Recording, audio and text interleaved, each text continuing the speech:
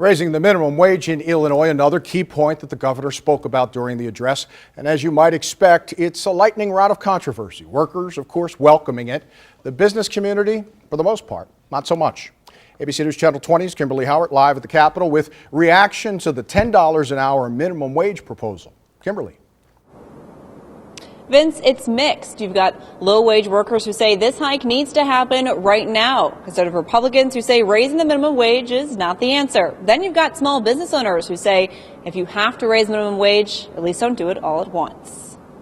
There's too many families out here struggling, living check to check, and it's just impossible to make it. Minimum wage worker Robert Lee was one of hundreds listening in the Illinois House chamber as Governor Pat Quinn talked about dignity and decency, two of the many things Lee says he can't obtain while supporting a pregnant wife and 4 kids on 825. Obviously, I have to do extra work like painting or helping someone move or odd jobs just to make my ends meet because my check is not enough. Lee isn't alone. Sam Tuttle of the Heartland Alliance says there are about 110,000 people in our state working full-time and still living in poverty. We know that had minimum wage kept pace with inflation, it would be over $10 an hour, and it's time for Illinois workers to catch up. We see minimum wage not only as supporting workers, which we absolutely need to do, but as helping generate economic activity in communities. It's an idea more conservative lawmakers have rebutted, saying raising minimum wage will only hurt job creators, and the very people those in support of the hike say they're helping.